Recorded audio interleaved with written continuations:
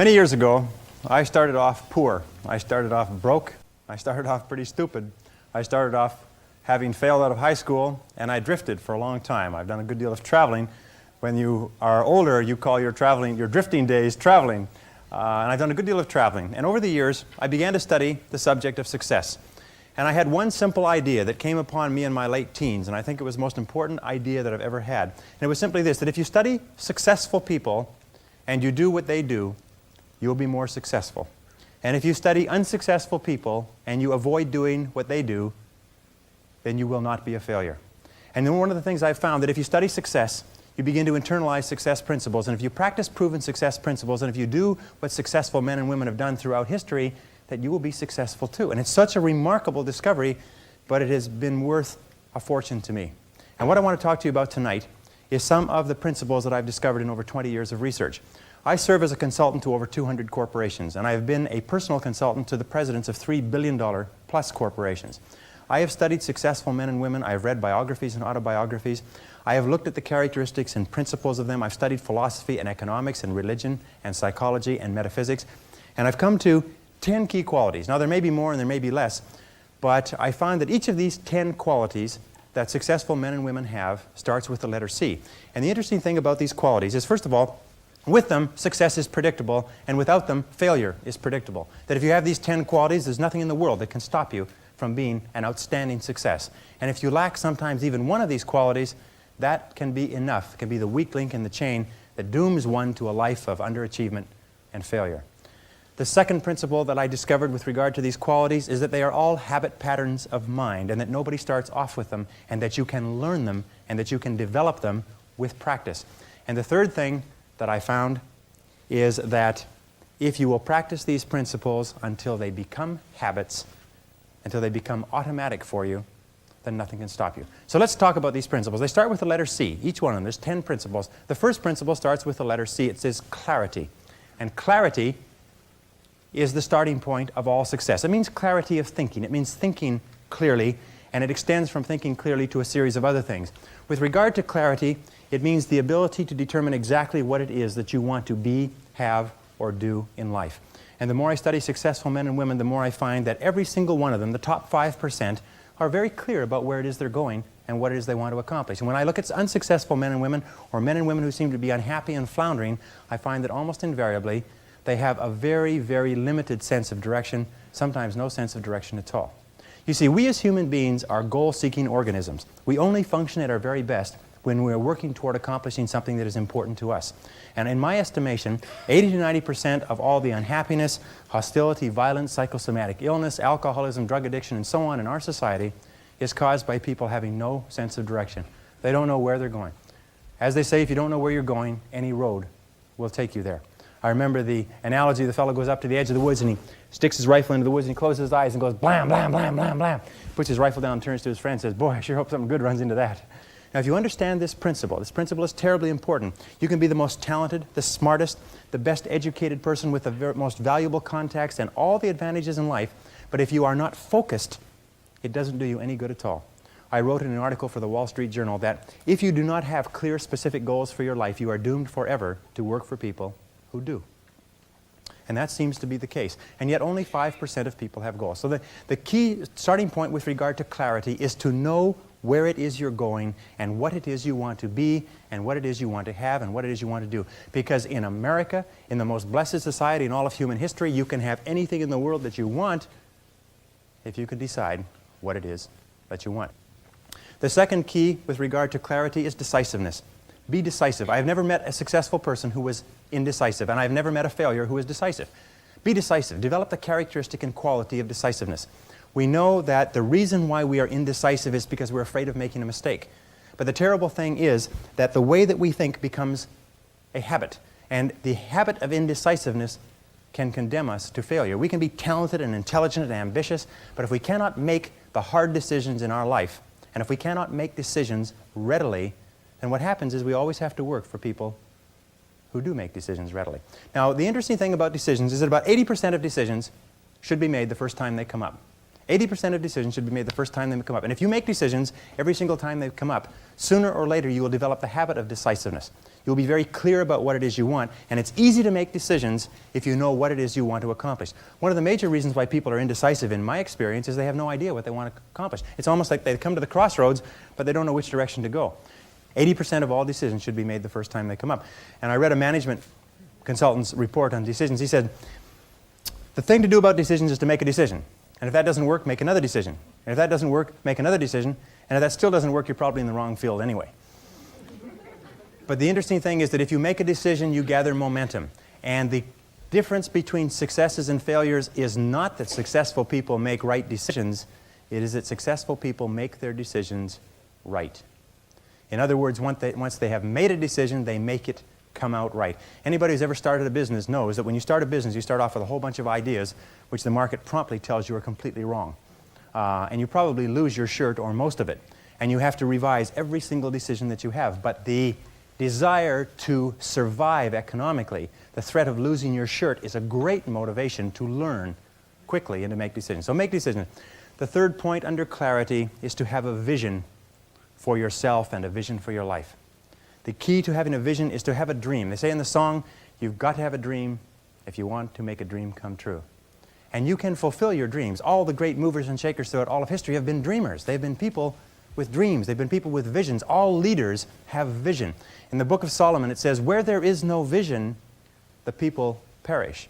And the metaphysical meaning of that is that where people lack vision, they perish inside because they lose the excitement and the thrill of life. And what most people do, because of negative experiences, because of fear of failure and so on, is if they have a vision at all, they tone it down so it's so small and so safe that it doesn't turn them on. It doesn't excite them, and they wonder why life isn't exciting. A beautiful line I read not long ago said, if the best way to predict the future is to create it, which means to have a vision, and even though the vision is in the air or the sky, then build a foundation under your dreams. And when you see men and women who rise from poverty and obscurity to fame and renown, you invariably see someone who had a vision of what they could be and have and do that was far beyond what they were. Every one of us has had an experience. At one time when we were small, we had a vision of being grown up and having our own cars. And as we grew older, we had a vision of having our own homes and our own families. And as we grew older, we had a vision of traveling and going to Europe. We fulfill all our visions. The wonderful thing is this, is that we always tend to achieve our goals. The problem is that our goals are set so low that even when we do achieve them, they don't turn us on. They don't fill us with enthusiasm. So dream big dreams, if you like, and focus on results, not activities. This is the key. Be clear about the results that you're trying to accomplish. This is one of the keys of peak performance, by the way. All peak performers are result-oriented. All losers or underachievers tend to be activity-oriented. And in activity orientation, what they do is they work very, very hard. Sometimes they work frantically. Sometimes they work longer hours than you do, but they lose sight of the results. Ben Trigo, the strategic thinker, said, the very worst thing in the world is to do very efficiently what need not be done at all. And many of us work very, very hard to do very efficiently what need not be done at all. And anybody who's ever had employees will tell you that every single day you come across your employees doing something very diligently, but it's completely irrelevant to the success of the business. So focus on results. Here's a key question to ask yourself in your working life. I think it's one of the most important key questions. I'll give you two. Number one is, what results are expected of me? What results are expected of me? Not what activities, but what results or what outputs, what am I supposed to produce in my job? A second question you can ask yourself is, why am I on the payroll? Why am I on the payroll? Many people, especially in sales, they make the mistake of thinking that shuffling cards and reading through their sales literature and organizing their multiple listings and having coffee with the other people and reading the newspaper advertisements that they placed last week, that this is all part of selling.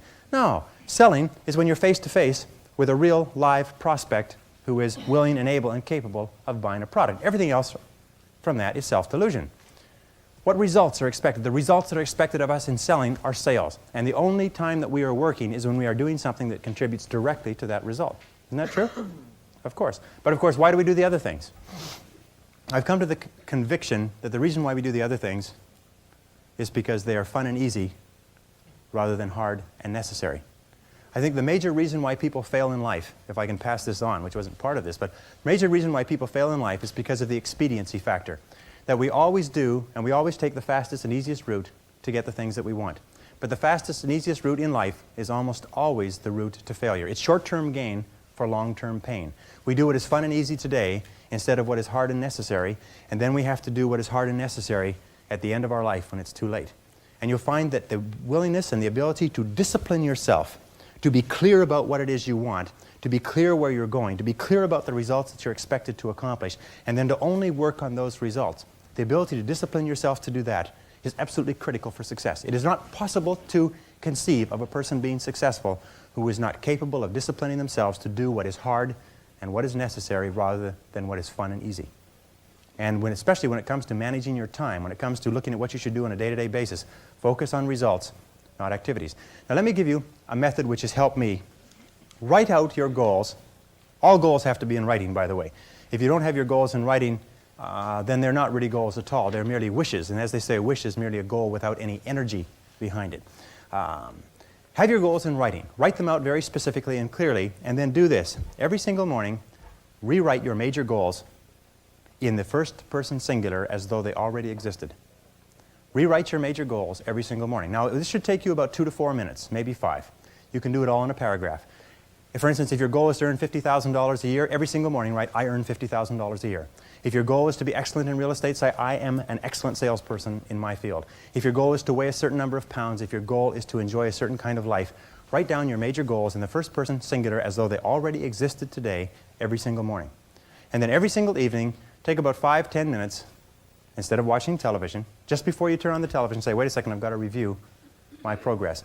And sit down and review what you've done in the course of the day and say, what have I done right today? What have I done right that's moved me toward my goals? And second question is, what would I do differently if I had today to do over again? Those 4 steps, by the way, writing and rewriting your goal each morning, reviewing them in the evening, and asking yourself those 2 questions. What did I do right? What did I do that moved me toward my goals today? And what would I do differently if I had the day to live over?